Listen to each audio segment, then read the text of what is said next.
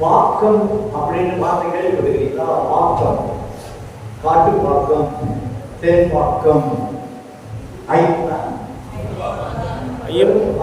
பாக்கம் அப்படிலாம் இருக்கிறது. அப்படின்றது அதே போல அதை விட பெருசு தாங்கள், ஐயப்பன் தாங்கள் இருக்காங்க.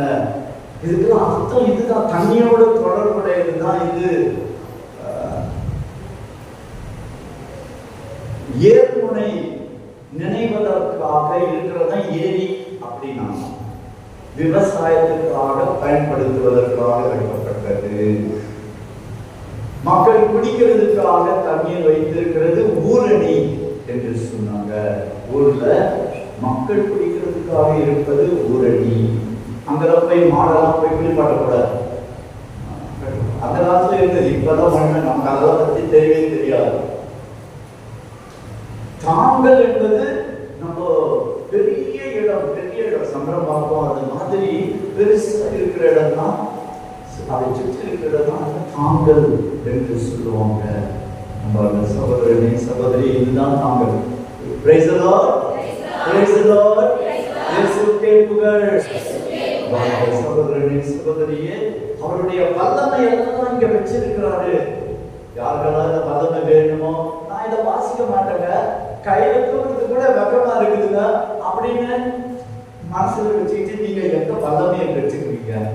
அந்த வல்லமெல்லாம் எங்க இருக்குது? சரியா? அதனால ஜெபிப்போம். வாங்க தம்பியை நாங்கள் போற்றுகிறோம். உயர்வுள்ள கடவுளின் திருமணம் இயேசுவே உம்மை போற்றுகிறோம். கடவுளுடைய வார்த்தையான ஆண்டவரே உம்மை போற்றுகிறோம்.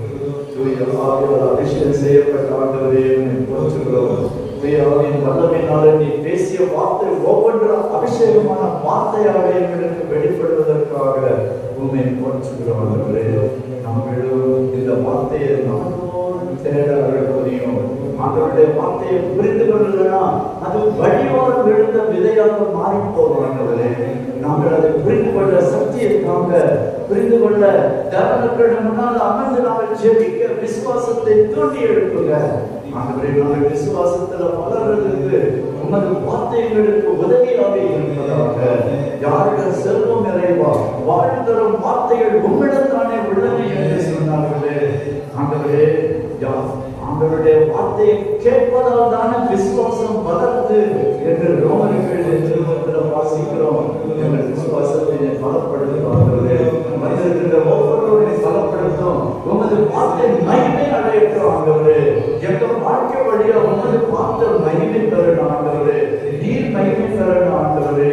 இங்கு வந்திருக்கிற ஒவ்வொருவரையும் பலப்படுத்தி உமது வல்லமையால் நிரப்போம், உமது ஆற்றலால் நிரப்போம். தூய ஆவியின் அபிஷேகத்தை ஒவ்வொருவருக்கு தாராளமாக இதுவே உமது வார்த்தையினுடைய பலனாக இருக்கட்டும். எங்கள் ஆண்டவராகிய கிறிஸ்து வழியாக மன்றாடுகிறோம். ஆமென். அருமையான இறை வார்த்தையை தந்தை அவர்கள் நமக்கு கொடுத்தாங்க. தந்தை அவர்கள் 67 வயசு ஆகுது. இளைஞர் போல 71 வயசு ஆகுது. இளைஞர் போல அவர் நம்ம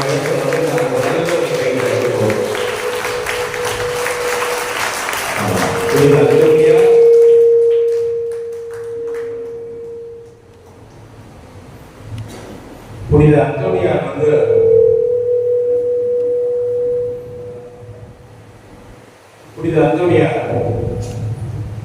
வந்து இறை வார்த்தையை அப்படியே படிச்சு கோடி அற்புதரானார்.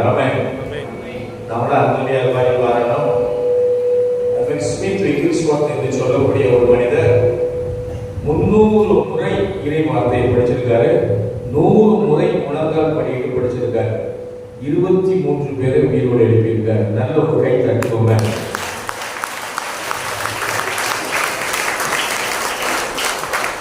அவருடைய புனிதர் பிராட்ரிக் இரவும் பகலும் வேத வசனங்களை தியானித்தவர். செத்து போன மனிதரை ஐஸ்லாண்ட் ஒரு இடத்துல 15 நாள் கழித்து உயிரோடு எழுப்பினார். நல்ல கை கட்டுவோம். இறை வார்த்தை படிக்க ஆவியானவர் நமக்குள் செயல்படுவார்.